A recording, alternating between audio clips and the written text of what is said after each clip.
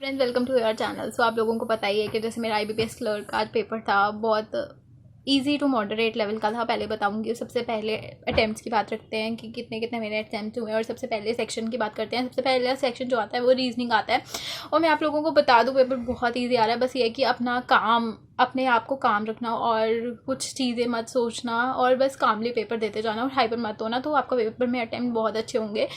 मेरा रिकॉर्ड रहा है ये आईबीपीएस क्लर्क का कि मेरा पेपर जो है ये क्लियर नहीं होता। इस बार देखते हैं, होप सो हो जाए।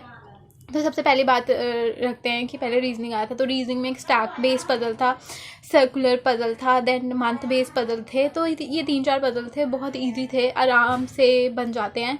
जो सबसे पहले ब्लड रिलेशन आया था वो भी इजी था अगर बनाओ तो, ठीक है। उसके बाद साइलॉग्स आया था, उसके बाद चाइनीज़ कोडिंग के क्वेश्चन थे, उसके बाद अल्फा न्यूमेरिक सीरीज थी। मिसलेनियस में जो क्वेश्चन थे, फॉरवर्ड बैक वाला वर्ड वाला क्वेश्चन आया था, एक मीनिंगफुल वर्ड वाला क्वेश्चन आया था। तो आप लोग बताना मुझे कि आपका फ़ोन बना है क्या। उस जो क्वेश्चन आया था मेरा, तो उसका आंसर फ़ोन आया है।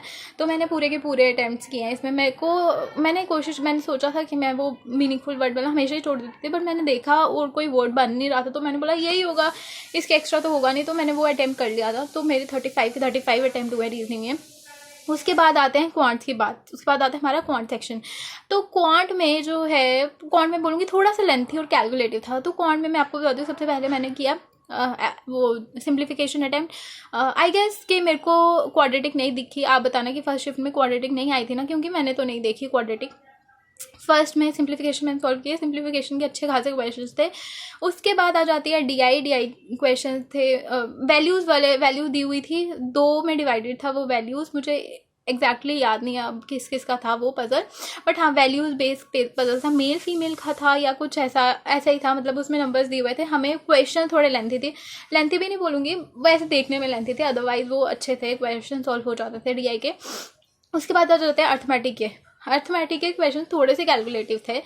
तो मैंने 3 ही क्वेश्चन अटैम्प्ट किए। एक मैंने किया है वर्क वाला क्वेश्चन अटैम्प्ट, एक मैंने किया है पार्टनरशिप वाला क्वेश्चन अटैम्प्ट। एक क्वेश्चन ना मैं बोर्ड स्ट्रीम वाला करने लगी थी, बट उसमें आंसर नहीं आया, पता नहीं क्या हुआ। मतलब इजी क्वेश्चन था, सब कुछ दिया हुआ था, स्पीड दी हुई थी अपस्ट्रीम की, डाउन स्ट्रीम की, बस स्टिल वाटर की, और उसमें रेशो निकालनी थी स्ट्रीम की, बट पता नहीं क्या उस टाइम पे वो हुआ ही नहीं। तो ऐसे करके मेरे 25 अटैम्प्ट्स हुए हैं मैथ्स में, क्वांट्स में।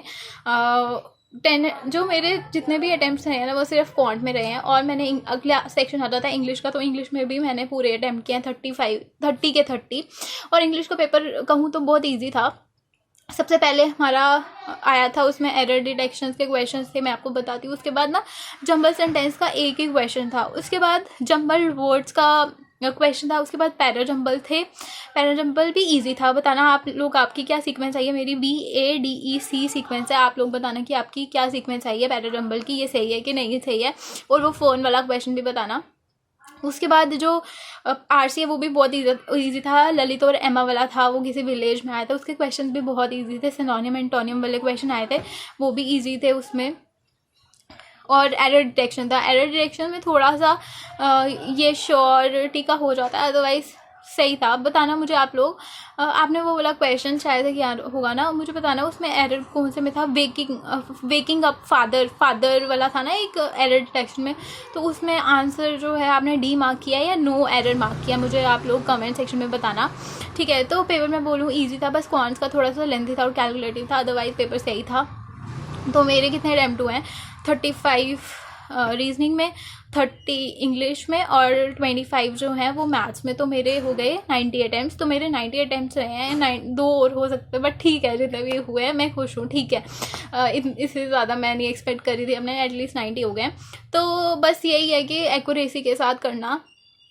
जितने भी क्वेश्चन करोगे, आप लोगों ने देखा होगा आरआरबी पीओ के जो भी पेपर है रिजल्ट आया, तो एक्यूरेसी बहुत मैटर करती है, इसलिए एक्यूरेसी के साथ आप जिनका भी एग्ज़ाम आगे वो करना, और आप बहुत अच्छा दोगे। ऑल द वेरी बेस्ट जिनका भी आगे अगली वाली शिफ्ट में भी एग्ज़ाम है और कल भी एग्ज़ाम्स हैं।